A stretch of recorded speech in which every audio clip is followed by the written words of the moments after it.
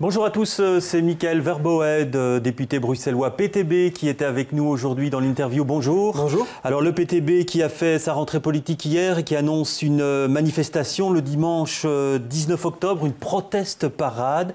Alors vous damez le pion, syndicat, en fait, en organisant une manif ? Ah non, pas du tout, pas du tout. Donc nous, on est vraiment inquiets.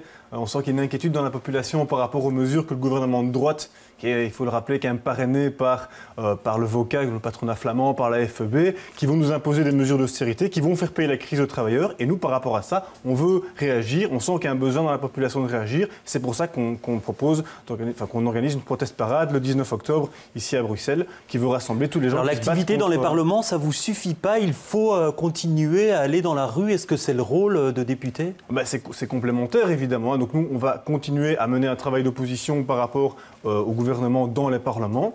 On l'a déjà fait, on a déjà interpellé au niveau fédéral, le député Raoul Debo et Marco Vanez ont déjà interpellé les ministres fédéraux. Ils vont continuer à le faire. Au niveau régional, la même chose.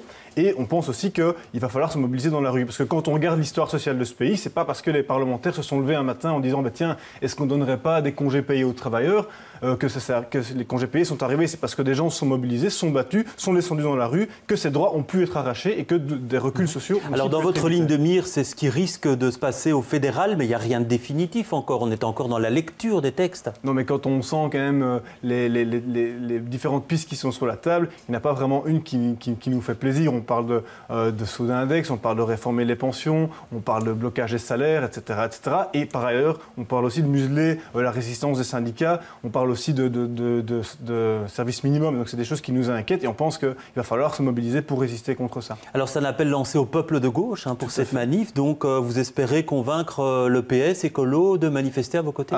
Tout le monde est le bienvenu. Évidemment, le but c'est de donner espoir aux gens et de bouger les gens. On a fait pendant la campagne à Bruxelles une manifestation avec le PTB Bruxelles uniquement, une manifestation qui était la marche pour un plan d'urgence sociale qui a eu lieu le 23 mars. Là, on a réuni 1500 personnes. Il y avait des gens du PTB, mais aussi des gens d'associations, de syndicats, etc., qui voulaient dire il faut un plan d'urgence sociale parce que les besoins des Bruxellois, ils sont importants en matière de besoins sociaux. Et donc, oui, mais ça, là, justement, dans votre ligne de mire, il y a quoi? Les mesures au fédéral ou les mesures bruxelloises? Non, je pense que le but est de manifester contre toutes les mesures d'austérité qui vont arriver. Et donc, s'il y a des gens d'autres partis politiques qui veulent nous joindre pour dire voilà, on va se battre contre les mesures des différents gouvernements, c'est positif. Mais en ligne de mire ici, clairement, on sent que les mesures du fédéral vont avoir un impact très très dur sur toute la population en Belgique et on veut unifier tout ça pour se battre contre... Parce que là vous dites il faut résister à un gouvernement de droite, c'est pas le cas du gouvernement bruxellois. Vous ne le considérez pas comme un gouvernement de droite? Non, évidemment, c'est pas du tout la même chose.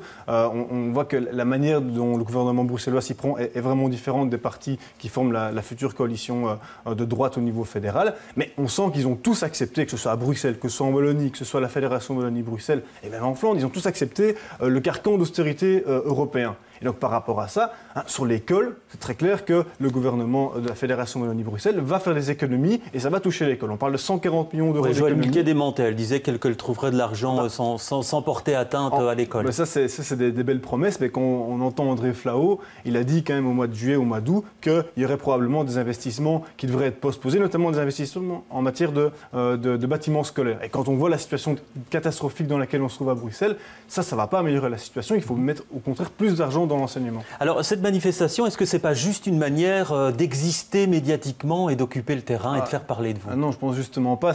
On a dit avant la campagne, pendant la campagne, qu'on serait un parti, une opposition sociale au Parlement et aussi sur le terrain. Et ça, c'est la preuve de ce qu'on a avancé. On tient notre promesse. On avait dit qu'on ne serait pas un parti comme les autres. On serait un parti qui se battrait au Parlement, mais qui aussi mobiliserait les gens pour lutter contre les reculs sociaux et gagner des nouveaux droits sociaux pour la population. On a dit qu'on le ferait et ici, c'est ce qu'on va faire. On l'a fait pendant la campagne et on continue à le faire après.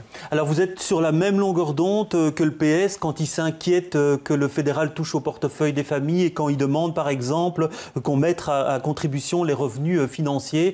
Vous êtes au diapason par rapport à ces déclarations? On est au diapason, mais il faut aussi voir ce qui s'est passé dans le passé, que le gouvernement Di Rupo a quand même fait payer aussi la crise aux travailleurs. On a les intérêts notionnels par exemple qui permettent aux entreprises de faire un maximum de bénéfices et de ne pas payer d'impôts très peu. Ça c'est fait aussi avec un gouvernement PS. Donc nous, on attend de voir, évidemment, si on est prêt à se retrouver dans la rue.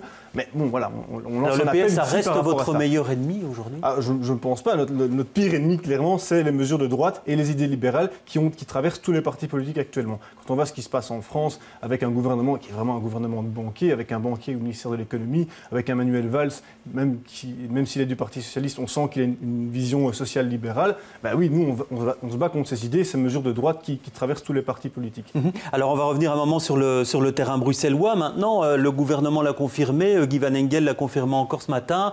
Il va y avoir une meilleure fiscalité, une fiscalité bénéfique aux Bruxellois, par exemple avec la suppression de la taxe déchets, cette taxe régionale de 89 €. Vous dites bonne nouvelle, ça? Ça, c'était dans notre programme, donc on est évidemment content. Après, la question, c'est est-ce qu'on va aller chercher cet argent-là ailleurs? Si c'est pour taxer, donner d'une main et reprendre de l'autre, c'est pas ce qu'on cherche aussi. Nous, on pense qu'il faut d'abord, un refinancement de Bruxelles, pour un refinancement juste de Bruxelles. Il y a beaucoup de besoins des Bruxellois et il va falloir discuter de la fiscalité au niveau national. Pour nous, c'est ça qui est important. Donc la réforme fiscale bruxelloise, vous la trouvez positive, qui est annoncée? On attend de voir ce qu'il y a dans les textes, évidemment. Pour l'instant, il n'y a encore rien du tout. C'est des effets d'annonce. Il y a la taxe régionale. Ça, c'est positif. On va jouer aussi sur l'impôt sur les personnes physiques avec la suppression du pourcentage agglo. Donc tout ça, c'est du pouvoir achat supplémentaire pour les Bruxellois qui vivent à Bruxelles. La question, c'est aussi c'est donner plus de pouvoir d'achat aux travailleurs et en même temps, je pense qu'il va falloir oser s'attaquer en Belgique, pas seulement à Bruxelles, mais en Belgique, à la fiscalité favorable aux grandes entreprises, aux multimillionnaires, etc. Nous, on applaudit les deux mains, mais ce n'est pas ce qui est en train de se passer pour l'instant. Je ne pense pas que le gouvernement fédéral ni le gouvernement régional vont mettre en place une taxe des millionnaires, par exemple, comme nous on le demande, une taxe qui touche le pourcent le plus riche de la population, qui permet de rapporter... Mais quand on vous entend sur le volet bruxellois, vous êtes plutôt bienveillant en matière fiscale. On attend surtout de voir ce qui va se passer. Donc la suppression de la taxe de 89 €, pour nous, c'est une bonne mesure. Ouais. Alors, une autre question, c'est la question du chômage. Ouais. On a vu que le taux de chômage a encore légèrement augmenté ces derniers temps. La région veut booster les offres de stage, veut également proposer un contrat d'insertion pour un jeune qui n'aurait pas trouvé un boulot dans les 18 mois. Une bonne mesure pour vous, ça ? On pense que c'est surtout des emplois carousel. C'est ce qu'on a dit lors de la déclaration de politique régionale. C'est que plutôt que de créer massivement de l'emploi, on va faire en sorte que les emplois soient occupés par des personnes différentes. Et donc le contrat d'insertion professionnelle pour les jeunes, ça va simplement mener une pression sur tous les travailleurs qui sont dans les secteurs concernés. Et ça va aussi mener les travailleurs à avoir des contrats d'1 an, puis remplacés par un autre travailleur l'année suivante. Parce que c'est des contrats de 1 an maximum. Et donc ça nous fait peur parce que ça ne résout pas structurellement le problème de l'emploi. Il faut s'attaquer à ça en créant massivement de l'emploi dans les emplois publics. Nous, on proposait par exemple la création d'une société de logement. De construction et de rénovation de logements sociaux. Ça, c'était une des priorités dans notre programme. Et on n'entend pas le gouvernement mettre cela en place. Il faut créer de l'emploi, c'est ça la première priorité des Bruxellois. Il y a une offre d'emploi pour 48 demandeurs d'emploi à Bruxelles. Donc ce n'est pas avec des mesurettes comme le gouvernement le propose qu'on va s'attaquer structurellement au problème de l'emploi. Et donc la solution PTB par rapport à ça, le gouvernement bruxellois annonce également qu'on va booster l'offre de formation. Est-ce que là, on va dans la bonne direction, selon vous, pour remettre à l'emploi ou pour mettre à l'emploi des jeunes? Mais la question, c'est pas est-ce qu'il faut former ou pas former.